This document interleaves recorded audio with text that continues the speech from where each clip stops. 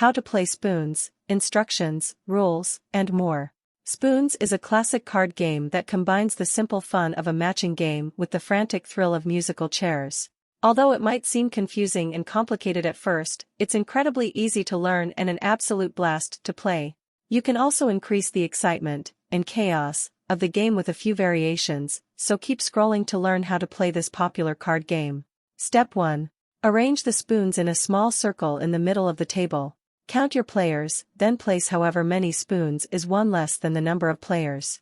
For example, if you're playing with 6 people, use 5 spoons. Step 2. Shuffle a standard 52 card deck and deal 4 cards to each person. Keep the remaining cards in a deck next to the dealer. Each player holds 4 cards throughout the entire game. Step 3. Everyone takes one of their cards and discards it to their left simultaneously. The person to the right of the dealer puts their card in a separate discard pile, while the dealer picks up a new card from the deck. You don't have to exchange cards with the card you receive, unless you want to just pass the card to the player to your left. Step 4. Repeat this process of everyone passing to the left. During each round, the dealer picks up a new card and the person to their right adds one to the discard pile, creating a continuous influx of new cards. Each player continues to circulate their cards, making each round pass quickly. It can get hard to keep track of what's going on, but that makes the game more fun and exciting. Step 5.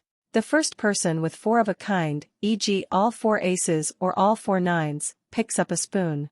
As soon as someone picks up a spoon, the rest of the players can grab one too, even if they don't have their own 4 of a kind. The person left without a spoon at the end of the round loses. Step 6. Grab a spoon as soon as you notice one missing.